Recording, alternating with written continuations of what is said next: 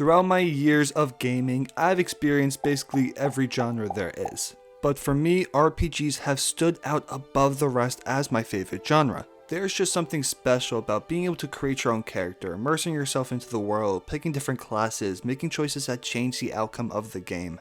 Most of my favorite games of all time are role-playing games, and in today's video I'm going to be ranking every RPG that I've ever played from worst to best. Quick disclaimer, there are some massive RPGs that I have not played, so I'm going to pop them up on the screen real quick. This video is already going to be long enough, so I'm not going to waste time explaining why I haven't played them, but I can do so in the comments. But let's waste no time here and jump right into my rankings. Starting off with last place, we have Fable 3. Now I just want to say, I honestly do enjoy every single game on this list to some degree. Even something like Fable 3, which is last place, I do enjoy a good amount of it. I just feel like Fable 3 did not live up to the first two games whatsoever.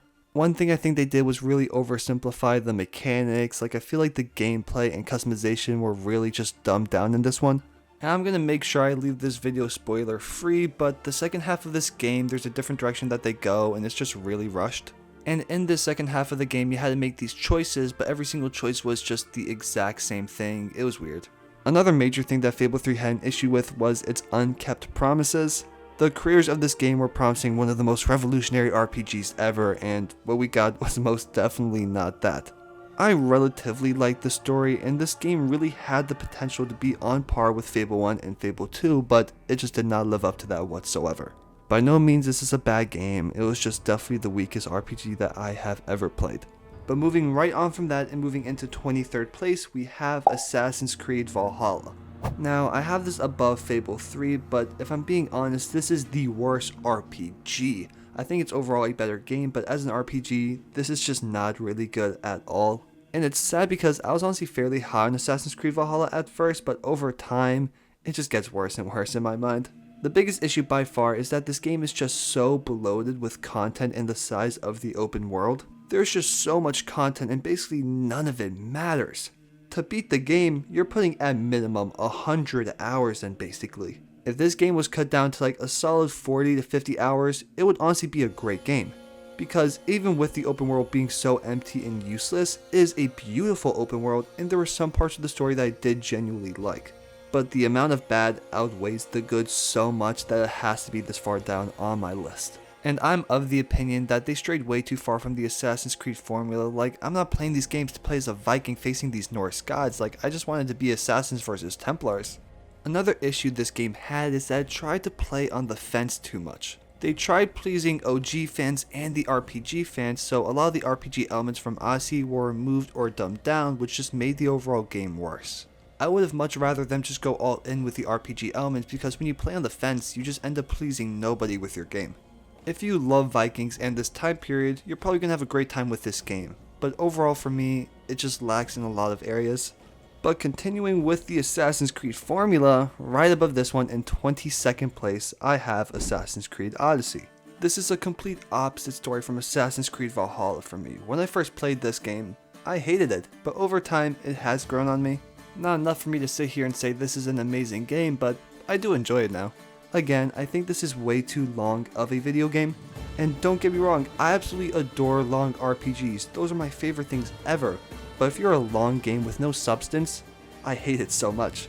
And with Assassin's Creed Odyssey, it was better than Assassin's Creed Valhalla as the content within it was actually more enjoyable. But the story, the characters, I could just never get behind and I really didn't care about it. And I also feel like there were more RPG elements within Assassin's Creed Odyssey compared to Assassin's Creed Valhalla.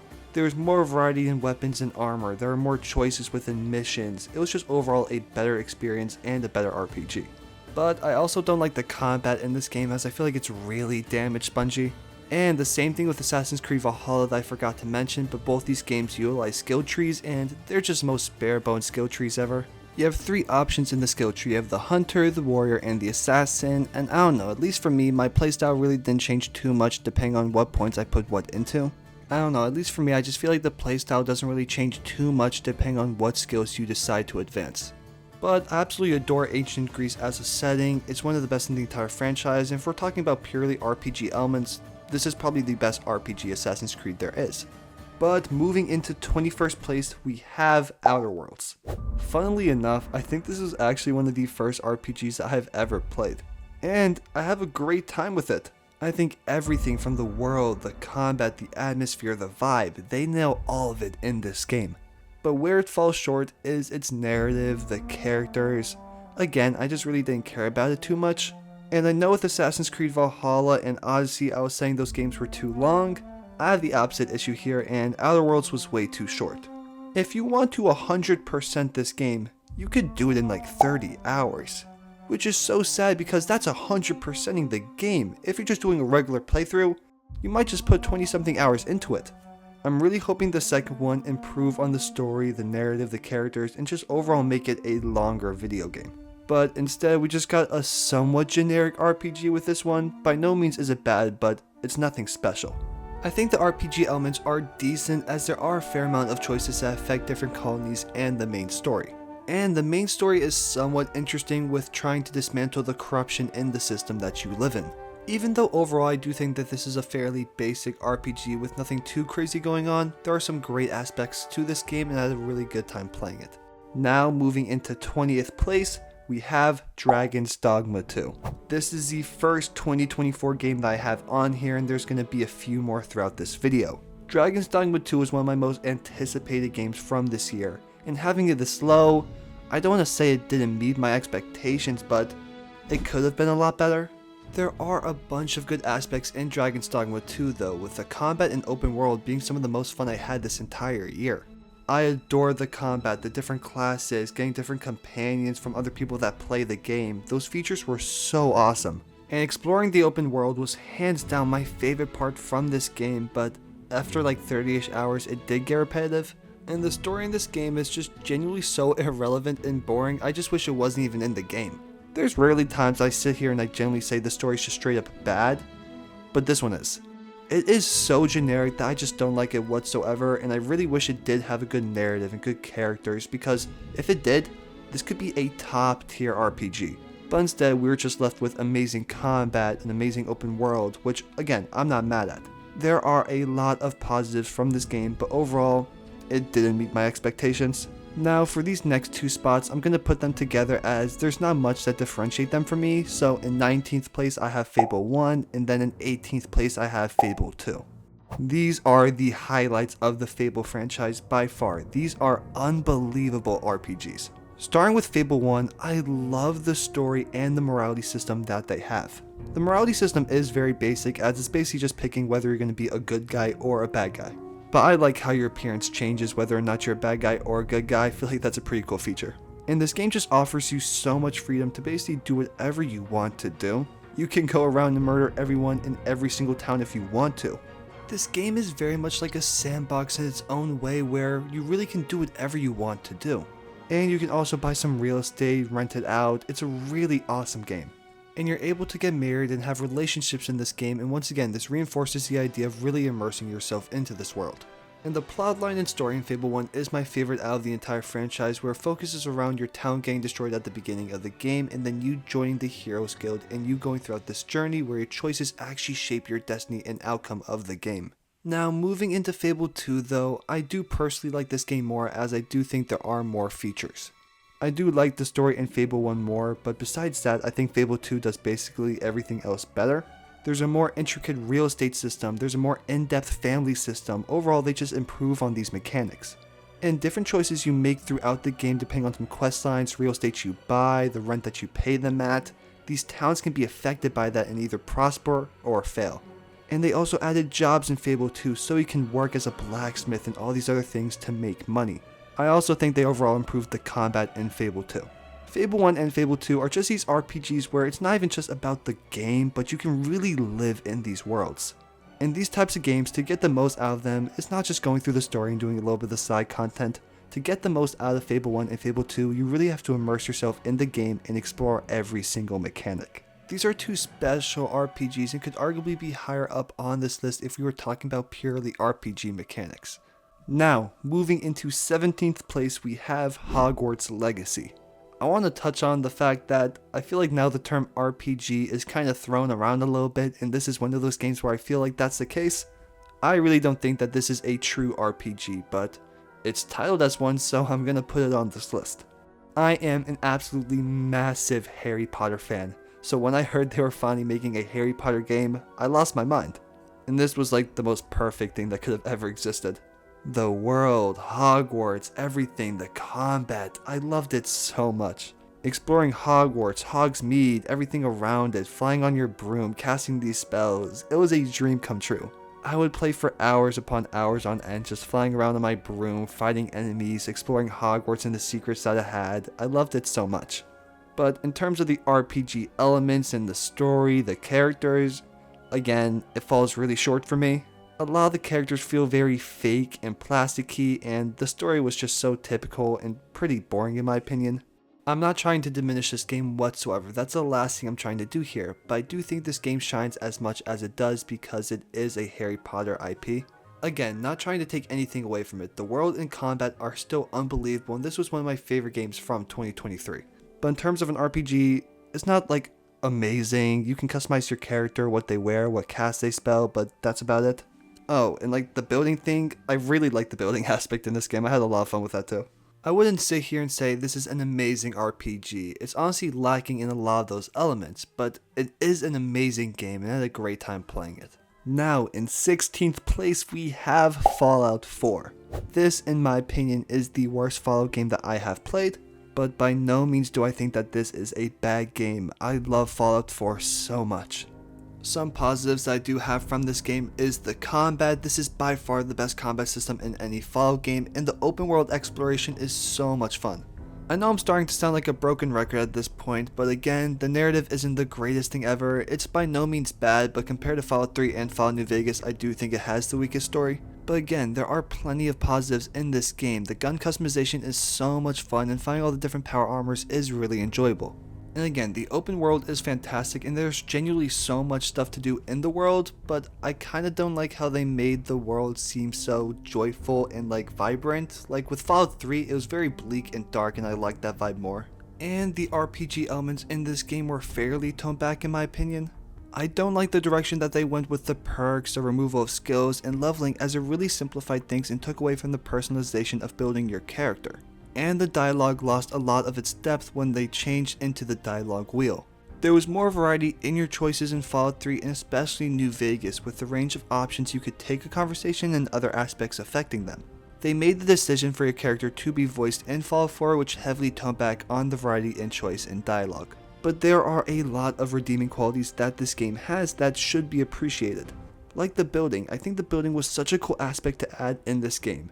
By no means was it perfect and it was really janky at times, but the concept was awesome. I know I low-key was bashing this game for its lack of RPG elements, but still, this game is a lot of fun to play and there are a bunch of redeeming qualities that make it an enjoyable experience. But moving into 15th place we have Assassin's Creed Origins. Now again, Assassin's Creed Origins is a weird one because it's one of those games where I just really don't see it as an RPG whatsoever and I see it more like an open world action adventure game. This game genuinely has like no RPG elements. It has a skill tree, but we know a skill tree doesn't turn a game into an RPG. But the only reason I have it this high is because I do genuinely love this game a lot. There are multiple games below this one that I think are better RPGs, like Assassin's Creed Odyssey, Fable 1, Fable 2, these are better RPGs, but overall I think Assassin's Creed Origins is the better game, so that's why I have it this high. But I do promise every other game from here on out above Assassin's Creed Origins I think is a better game, but also a better RPG. But actually getting into Assassin's Creed Origins though, I love the story in this game so much and watching the origin story of the assassins. And Bayek is one of my favorite protagonists in the entire Assassin's Creed franchise. And also, ancient Egypt is just such a beautiful setting and I loved exploring it so much. I don't love having RPG elements in Assassin's Creed games, so I like this blend of the open world vibe but still keeping true to an Assassin's Creed story. Look, if we were talking about this game purely because of its RPG elements and its RPG vibe, it would probably be last on this list because I don't think there are basically any elements involving that, but it's called an RPG so it made it on this list. But moving on from that and moving into 14th place we have Mass Effect. In my personal opinion, the weakest out of the Mass Effect trilogy, but again, this game is unbelievable.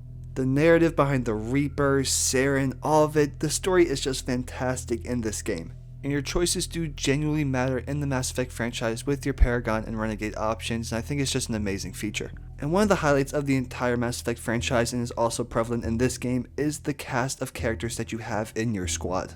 I am just an absolute sucker for an amazing group of characters, a cast, companions, and Mass Effect is just generally one of the best games out there with that. The cast is so diverse with different species, personalities, and Mass Effect does a great job of showing that conflict and beef between your group. And the personal journey, backstories, and the development that our squad goes on is fantastic. I'll mention it here, but Mass Effect is just generally one of the most in-depth sci-fi stories I've ever seen and one of my favorites. The lore behind every species, different time periods, it's unbelievable and they wrap it into the story brilliantly. But the combat isn't amazing and side content did feel somewhat repetitive with the recycling of interior layouts and having to use the Mako to traverse across barren planets. But outside of that, Mass Effect is an amazing game with an amazing narrative, characters, world. There's so much good stuff here and it was an amazing foundation to build on for Mass Effect 2 and 3. This was the introduction of arguably my favorite trilogy in gaming history. Now moving on from that and moving into 13th place, we have Fallout 3. This game holds a special place in my heart. If we're talking about pure favorite games, this would be even higher on my list. I adore it so much. I'm pretty sure Fallout 3 was the very first RPG that I ever played back when I was like 7 or 8 and I was too scared of the ghouls in the tunnel, so I never played the game again until later. So there might be some slight nostalgia that I have with this game, but disregarding that, it is still amazing. This is probably my favorite setting out of any of the Fallout games. I just love the location of DC and I love the bleakness of the world that we're in. And all the different cities and locations that you go to are so unique from one another and all the characters that you get to interact with are so interesting. I do like the overall plotline of the game of finding your dad and I think the story is solid. The ending of the game is a bit weird though. The side missions in this game though are unbelievable. They're all so unique from one another and I loved every single one of them. The combat is definitely not this game's strong point, but by no means does it ruin the experience, and I'm lucky this game had vets. The RPG elements in this game are solid too, with the skills and perks being able to choose from and really design your own playstyle. And the dialogue choices are good with its variety, and it can impact missions, not to the degree of New Vegas, but still a good amount. This game holds a special place in my heart, and it's definitely not one of the best RPGs ever, but again, there are some amazing aspects to this game that I just absolutely love.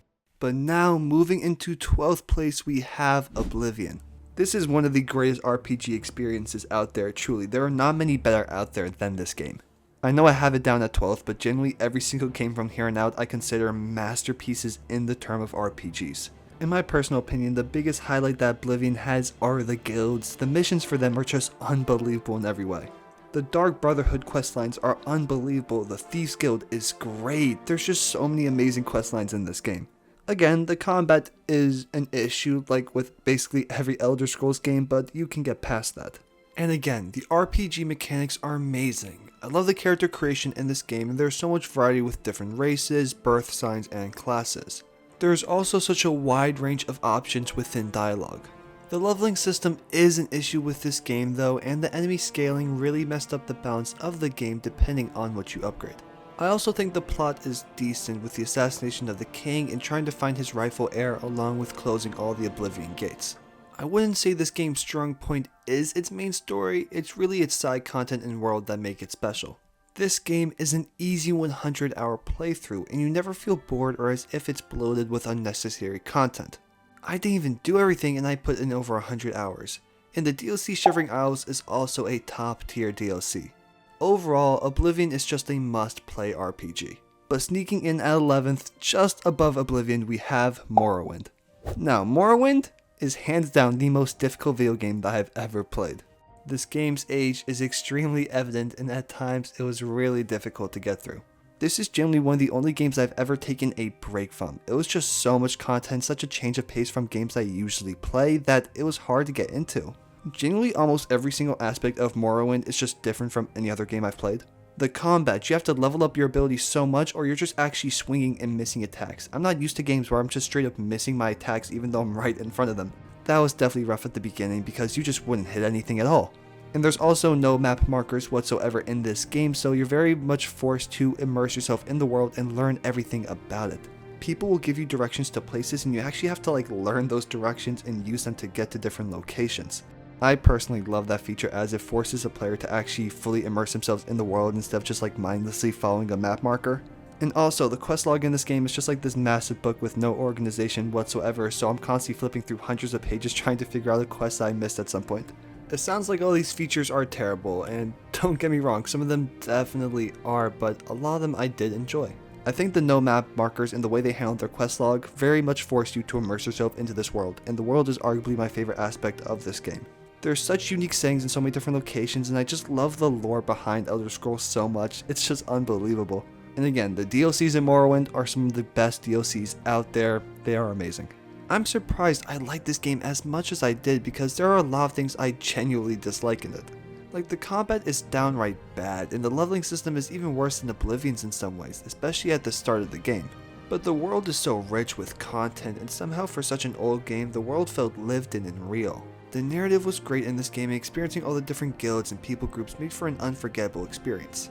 I also forgot to mention, but there is no fast travel in this game, so you have to utilize the systems that they have in the game to travel from city to city, which again immerses you into the world even more, and I love that.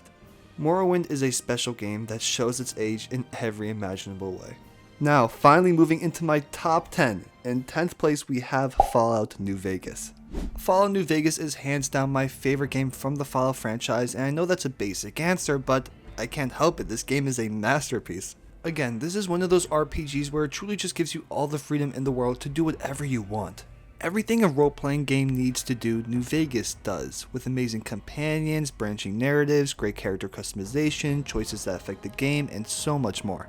One of my favorite features in this game are the factions. Having the ability to have different reputations with these groups based on your actions and that affecting the narrative is awesome. New Vegas' setting isn't my favorite in the franchise, but it genuinely feels so alive with all the different factions and their dynamics. And the companions are top tier. The way they interact with you in the world is so interesting. They all have their own quest lines that give you different perks in battle, and depending on what factions you side with, they will have different reactions. They very much feel like their own fleshed out person and makes the game so much better, and it's easily one of the highlights. Fallout New Vegas also has a plethora of DLCs that add a lot to this game, and every single one of them are genuinely very good. And I don't know how I forgot to mention this, but the soundtracks for every single Fallout game are just some of the best out there. Again, Fallout New Vegas is one of those RPGs that's just genuinely an RPG in its truest form, and I love it so much. And now in 9th place we have my most recent addition to this list, and that is Metaphor Refantazio. As of recording this audio, I genuinely finished this game yesterday as I wanted to finish it before I made this video, so this game could arguably move higher up on my list once I sit with it more. Atlus decided to branch out from their SMT and Persona games and make a new IP. And it couldn't have worked out better, as this is a Game of the Year contender and genuinely has a chance of winning. I love that they went for a fantasy setting with this game, and the world and narrative that they built around it is amazing. Another thing I adore about this game is the art direction and style that they went for. From the characters, the bosses, the archetypes, each city that you go to, it has such a unique charm and really stands out. I've mentioned this already, but if a game can nail its companions and side characters, I'm instantly gonna love it. And Metaphor has such a wide range of characters that I love. The way they crafted the world and story each follower you have is so unique and has such an interesting story that builds on the lore of the world. Even with games with groups that I love, there's usually a few characters that I don't like, but with Metaphor, even the characters I don't like as much are still interesting, and I'm nowhere close to outright not liking them. Now for the combat, I really liked how they blended real time with turn-based. The weaker enemies can be taken out in real time, and the more difficult ones you have to fight in turn-based. It makes dungeons so much more enjoyable to go through. Now for the turn-based combat, I love the archetypes. They all have different abilities, and you get to pick different ones depending on the playstyle you want to do, and the same goes for your companions. I also love how they intertwine you building bonds with your followers with unlocking more archetypes and more powers. Metaphor Refantazio genuinely has a top tier combat system, and the narrative is fantastic. The premise of the game is the king of Uchronia gets assassinated, and for the next king to be elected, it'll go to the people. Whoever is the most popular will win. And you go through this journey with your companions that you recruit throughout. This game does a brilliant job with its pacing and constantly keeping you engaged. And they also nail mixing in these deeper themes like politics, religion, power dynamics, and how society views people can shape their lives. I love how this game handles all of it in this journey to bring about a better world where everyone has a chance of success and joy. Metaphor Refantazio is hands down one of the best games that was released in 2024, and out of the games that were nominated to win Game of the Year, I think it should win. But moving into 8th place, we have Mass Effect 3. This might be a lot higher than other people might put it, but I genuinely adore Mass Effect 3 so much. I know a lot of people don't like the ending of this game, and sure, I can see where they're coming from, but the ending by no means ruins the experience for me whatsoever. And what, the ending is maybe the last 10 to 15 minutes of the game? Everything leading up to that is genuinely one of the greatest video game experiences of all time. I think the narrative, the build up, and the conclusion of the fight against the Reapers was done really well. One of the big plot points in this game is to build up alliances and armies to fight against the Reapers, and your choices affect who will join you. This will in turn affect the final battle and how it turns out, along with different choices for your ending. And one cool thing about getting these alliances is that some of them go against one another, so you kinda have to pick which people group you want help from. Now for the companions, again, there's not too much to say. We know the type of companions we're gonna get in the Mass Effect franchise. Just top tier characters, every single one of them. Take that back, James was kinda boring, but that's about it. The companions are arguably my favorite part about the entire Mass Effect trilogy, and they just nail them once again in this game. The combat was also improved in this game with better movement, better weapon variety, and squad AI. This was such a beautiful culmination of the Mass Effect trilogy, and I just loved watching how all of your choices throughout every single game carried over into this one final game. And I can't forget to mention, but the support post-launch on this game and the DLCs that came afterwards were just genuinely fantastic. I do think that this is an overhated game. I do understand where people are coming from over the ending, but overall I still think this game is a masterpiece. Now moving into 7th place, we have KOTOR 2. Knights of the Old Republic: The Sith Lords is a special video game. KOTOR 1 and KOTOR 2 are some of my favorite RPGs ever made, and in my opinion is some of the best Star Wars content that we have ever received, and honestly it might be the best. And the narrative in this game very much stands on its own, and you can play without playing the first KOTOR. It takes place about 5 years after the events of the first game, and there are a fair amount of connections overall, but it is a brand new story. You play as a Jedi exile who was cast out during the Mandalorian War. You awake years later in a time where the Jedi are nearly extinct. So the plot revolves around you learning more about your exile and the secrets behind it, rebuilding your connection to the Force and the ambiguity of it, with this game really showing the gray area of the Jedi and Sith and you being able to go down either side. And now, the way KOTOR 2 handles their morality is truly special and might be my favorite system ever. Typically the Jedi are good and the Sith are bad, but here is very much a gray area where we see the flaws of both sides, especially the Jedi. And you can pick which side you want to be with, but it's not as simple as picking good options to be good or bad to be bad. The line is very much blurred with your choices. You might murder a bad guy, but the repercussions for that region could be worse, or you can help this refugee, but in return it exploits others. There aren't many situations in this game where it's black and white, right and wrong. Most of the time there's moral ambiguity, which I absolutely love. And how they handle the narrative and the ideologies of the Jedi and Sith, it aggravates me that we don't get Star Wars content on that level anymore. Now for the combat, it's probably the weakest part of this game as it's over 20 years old I think. I'm pretty sure the term for this type of combat is an active turn-based system. So basically you're making turns but it's all happening in real time. It's really weird but I don't mind it. The combat by no means ruins the experience as I like a lot of the force abilities you have and the leveling system works well with the combat and at times I weirdly did enjoy it. Now quickly touching on the companions, again, they're unbelievable. My favorite system involving them is how you can influence them. You can convince your party members to believe in your ideologies and I think that's just awesome, and they all have great backstories and character arcs. They add a lot to the journey that you go on. This is truly such a special RPG in every single way and in my opinion has one of the best stories ever. Now moving into 6th place we have Cyberpunk 2077. This was genuinely a game that I did not think was gonna be this good. I played this game like 2-ish years after its release, so it was fixed with its bugs, but obviously with its bad launch and everything, I wasn't too sure how good this game was going to be. But once I started playing it, I instantly knew this game was going to be an absolute masterpiece. Night City is arguably my favorite setting in any video game of all time. It's just actually done to perfection. It is one of the most immersive worlds that I've ever experienced and it feels so alive. From all the different districts and corporations that they build up through the story, it makes Night City feel like an actual city. Not many games are able to use their setting as a plot point, but Cyberpunk does just that. The narrative they built in this game is impeccable. The best part about it by far is the dynamic of V and Johnny Silverhand. They bounce off one another so well and their development throughout the story is beautiful. And all the other companions and characters you meet throughout just add so much depth to the world, and for the most part all their questlines are amazing and have such detail. and there's plenty of player choice in the main story and in the side content that will affect how characters treat you and the overall outcome of the game. And don't even get me started on the combat, it's one of my favorites ever. It is so flashy and has such a wide range of options. From using guns, swords, cyberware, there's great variety and each option is actually useful. The melee was hands down my favorite thing to use in the game, and upgrading your character to cater to your playstyle was great as well. I still have to play the DLC Phantom Liberty, and I'm so excited to because I know it's just going to be unbelievable. The love and support that CD Projekt Red have given Cyberpunk post-launch to redeem it is amazing. From all the patches, the updates, the DLC, they just keep making this game better and better. This was such a surprising game for me for how good it was, but I'm so happy I played it, and I really do think everyone should give this game a go. There's a great range of player choice here, and really is just one of the best RPGs of all time in my opinion. CD Projekt Red, do not miss. But now in 5th place we have Knights of the Old Republic. KOTOR is truly a special video game. I wasn't too sure when I first started playing it. I was like, this is kind of dated, will I like it? The combat's a little weird, but it's one of the best stories ever told in my opinion. Basically, the plot of the game is that you are a Republic soldier who has woken up with no memory of the past, and you are tasked with stopping the Sith and Darth Malak along with every other companion that joins your squad. And very similar to KOTOR 2, the companions are fantastic. They add depth to the story, and depending on your decisions, you can grow a deeper bond with them or grow apart. And KOTOR doesn't go for the same style the second game does in terms of focusing on the gray area of the Sith and Jedi. It's a little bit more black and white, but still, the decisions you make throughout depending on which side you want to be on have consequences and is again one of my favorite morality systems.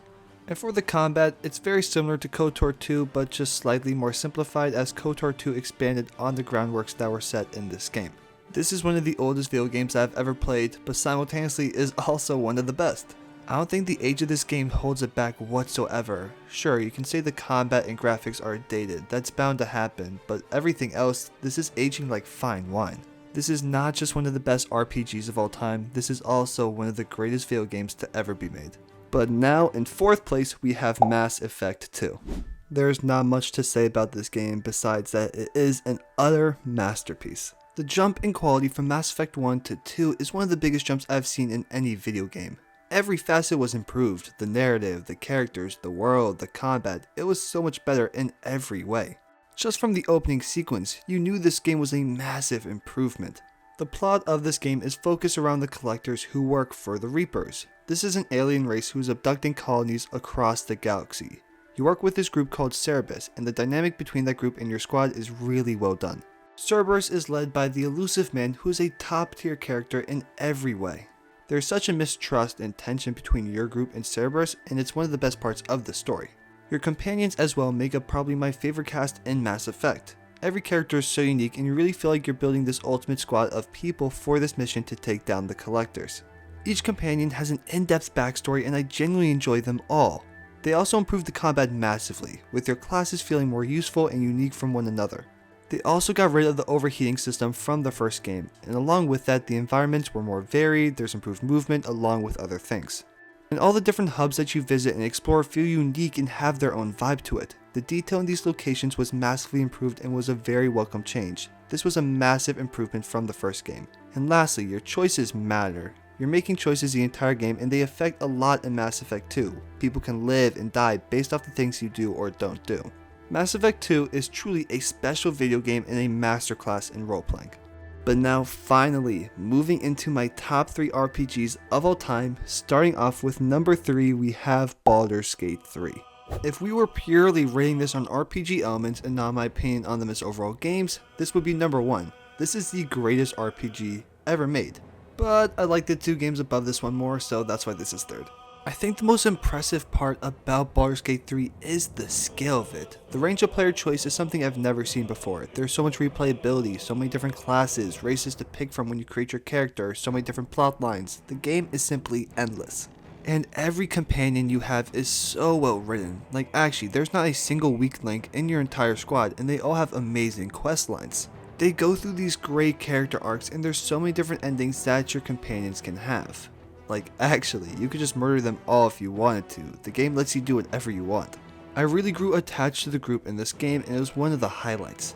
Also, the turn-based combat is impeccable. It's not my favorite turn-based, but it's up there. The range of possibilities for fights is insane, and I love the planning and tactical side to these fights and really planning it out. And there is such a range of abilities for you and your whole squad that gives so much variety. And lastly, in terms of its RPG mechanics, it's the most top tier of all top tiers. You truly roleplay in this game. You have such a range of choices, and your choices affect everything, not just a main mission or some side quests. Basically everything you do, you can affect with some choices. It is otherworldly that I got stressed out sometimes how much autonomy I had in my playthrough.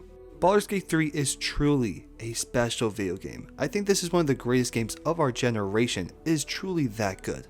But now, moving into second place, I have Persona 3 Reload. I adore this game so much. This was the first Persona game that I've ever played, and it straight up changed my life. Everything about this game was just straight peak, from the narrative, the characters, the soundtrack, the world. It was all unbelievable. To summarize the plot, you are this transfer high school student, and here you learn of a hidden 25th hour of the day called the Dark Hour. And during this hour, these creatures called shadows appear who cause psychological damage to humans, leaving them in a lifeless state. So, the journey of this game is to stop the shadows and learn the secrets of the Dark Hour. One of my favorite parts about this game, which was my first time experiencing something like this, was its day cycle, and it really felt like you were living in this world. Having different deadlines for things, missions happening on specific days during the year. It really felt like you were put into this world that's actually living and existing, time is going by naturally. And your squad is so well written. They play into the narrative and themes of this game so naturally. And not just your squad, but every single side character that you have a social link with play into the themes. Speaking on the theme in Persona 3 Reload, it is the best theme that I've experienced in any video game. Not the concept itself, but the way they wrote it into the narrative. The theme of this game is all about the inevitability of death and accepting that and finding the meaning to life. It's very simple, but they write it so beautifully by intertwining basically every character into it. It was simply perfect in every way. Now, for player choice, it's very limited in this game narratively. There's basically one choice in the entire story that you have. Your choices come more in the form of deciding what to do with the free time you have in every passing day, who to grow bonds with, what stats you want to improve that day, and things like that. Now, for the combat, there's not too much for me to say. It's definitely not the highlight of this game, but I do really like the Persona concept and leveling them up, combining different ones together. I really do like that. Persona 3 Reload is a beautiful RPG and genuinely had a story that moved me. This is just a special video game, and I'm so excited to play Persona 4 and 5 in this following year. But the long wait is finally over, and we are here to talk about my favorite RPG of all time, and that is Divinity Original Sin 2. I played this for the first time in like 2019, and from that day onwards, I just became obsessed with RPGs. This is truly such a beautiful video game in every way imaginable. I love the world of Rivlon so much. I love the story and plotline of the divine and all the gods. It's amazing. The Voidwoken, it's so interesting. The plot of Divinity Original Sin 2 is that you are a sorcerer, and that is a person that can wield source magic. This magic draws on the attention of creatures like the Voidwoken. The Divine Order wants to stop the Voidwoken, so they seek to eliminate all sorcerers by silencing their powers. And you go on this journey to uncover the secrets of all of it. There are a total of 6 companions in this game, and every single one of them is fantastic, and you can even pick one of the companions to be the main character of this game. Which, if you were to play this game, I would heavily advise you to do. Every single character is so well written, and all their backstories and character arcs go so well with the world and really build the lore around everything. Each character is so unique as well. You have a lizard prince, a former elf slave, a person possessed by a demon, a soldier whose past haunts him, an undead eternal, and a dwarf who's rebelling against the queen. The combat here is also turn-based. You have a bunch of different classes to choose from, and they all have such unique abilities, and you also have to use the environment around you in fights. I personally do enjoy this combat system more than Baldur's Gate 3's. I don't know why, I just like the classes more, the magic armor, the physical armor. I like the balance of all of it more. Also, the side content in Divinity Original Sin 2 might be the best ever. I was never bored once, and each quest had such a cool story behind it. These side quests just added so much to the world, and there was such a variety in choices with these missions, just like the main story. Not to the degree of Baldur's Gate 3, but still amazing. This is what made me so hyped and anticipated for Baldur's Gate 3, because I knew Larian Studios made unbelievable games, and from Divinity Original Sin 2 to Baldur's Gate 3, they're one of my favorite developers of all time. I was never bored once playing this game, and I would put another 150 hours into this if I could. So, in my personal opinion, Divinity Original Sin 2 is the best RPG that I have ever played. I adore RPGs so much, and they produce some of my favorite video games of all time. I love the genre so much, and they can just create such beautiful worlds and stories and characters, and I adore that. In every single game I have on this list, there's something great about them, even if they are towards the bottom. I love these games. Make sure to comment down below your guys' opinions on my list and what your favorite RPG of all time is. Again, thank you guys so much for watching this video. Your support means the absolute world to me, and I will see you guys in the next video. God bless.